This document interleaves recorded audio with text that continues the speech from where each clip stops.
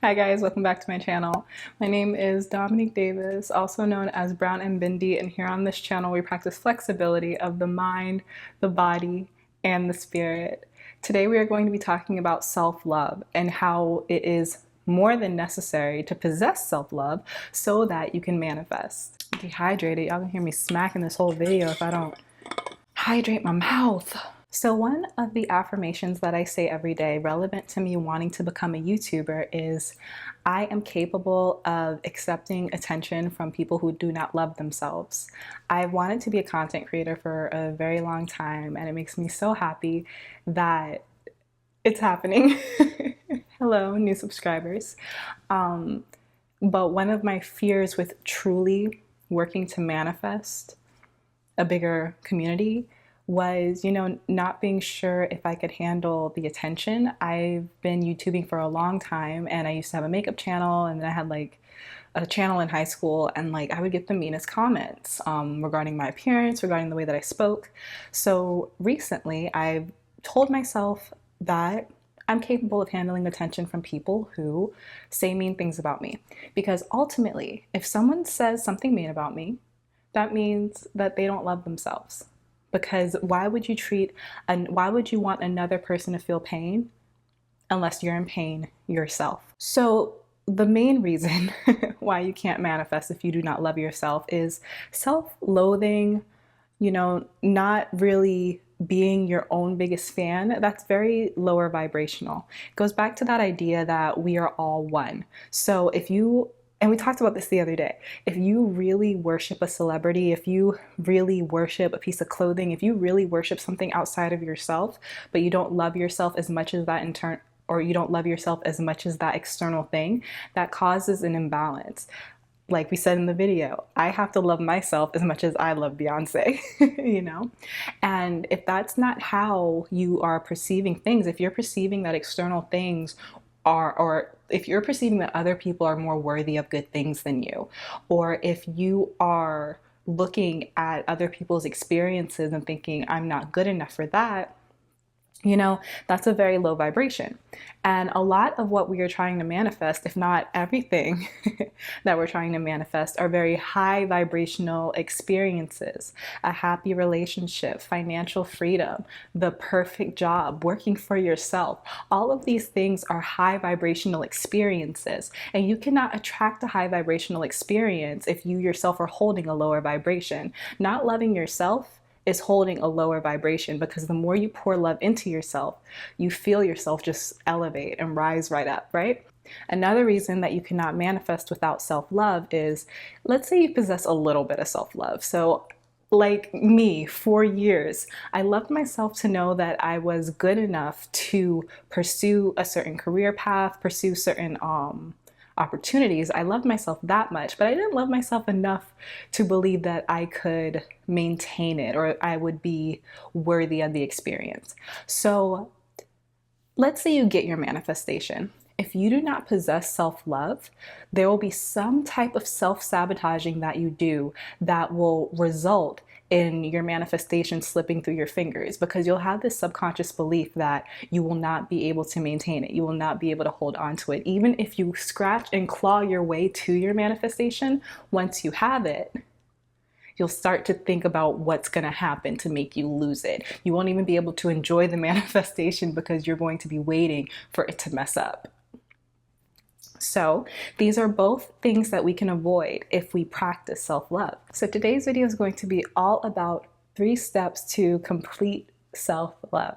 Let's get started. The first step to complete self-love is accepting who you are. Probably the hardest step, right? And this is because we have been taught to compare ourselves to our neighbors, to people on TV. We've been taught to compare ourselves to everyone and everything since we came out the womb, basically. Even in grade school, we're comparing ourselves to our peers through tests. We're being evaluated as children from the jump. So we're taught to constantly compare ourselves to others. Oh my God, can't talk today. So because of that, when we become adults, we still compare ourselves to others constantly. And we may notice that others are doing better than us in some areas of our life. So then we turn that around and we start to be angry with ourselves and we start to be upset with ourselves. And the way that we can avoid this is by understanding that we are where we are right now for a reason. We had to have very specific life experiences to be who we are and to enhance the world in a very specific way. We had to go through our specific life path in order to learn everything that we know right now in this moment. Very quickly, let's talk about the idea of contrast. Having to experience one thing so that you know that that is not what you want, and so that you can flip it and experience the complete opposite. I have started to say this a lot. You have to experience sadness in order to truly know what happiness is. You have to experience being really broke to really appreciate having abundance, especially financial abundance.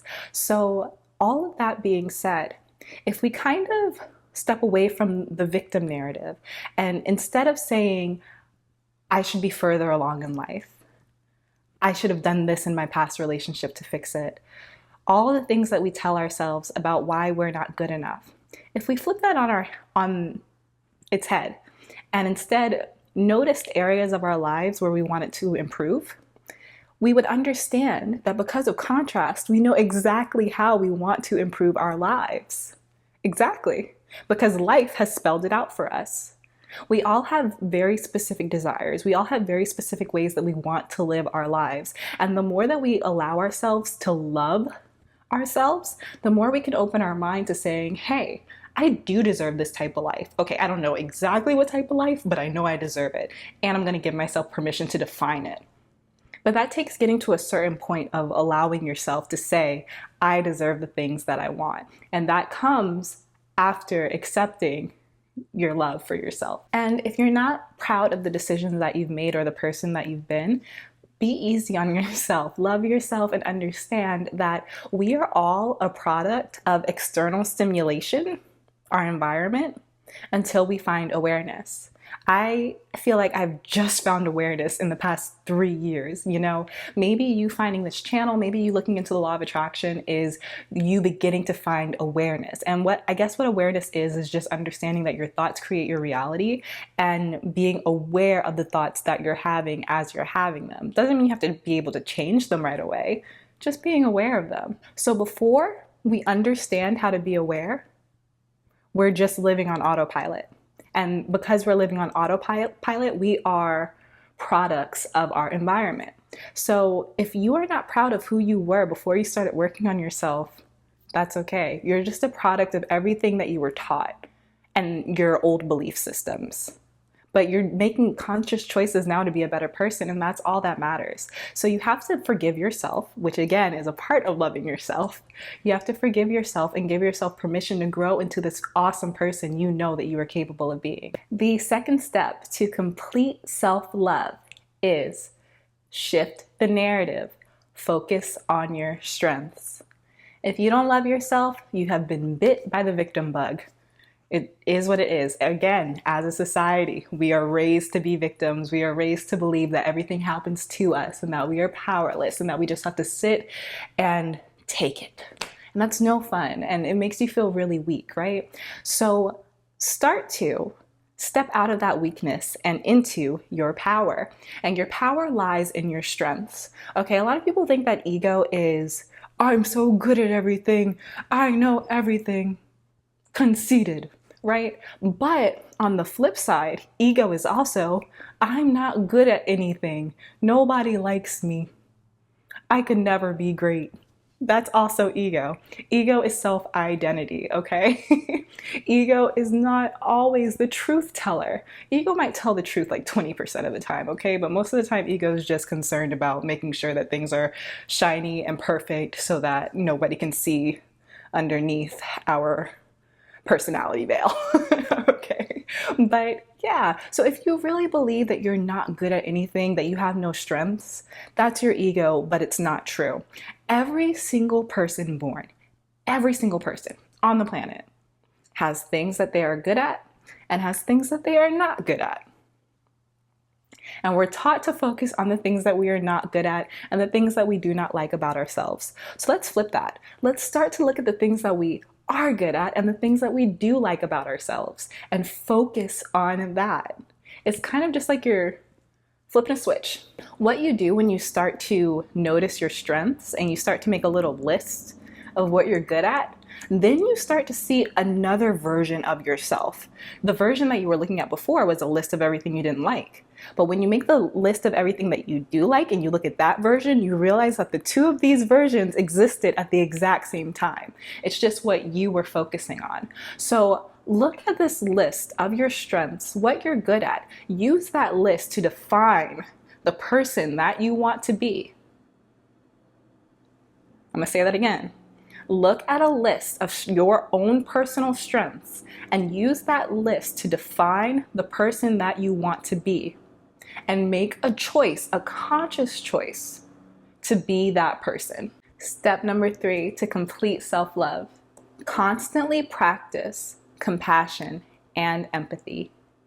Like I said in the beginning of the video, the way that you feel about others is a reflection of the way that you feel about yourself.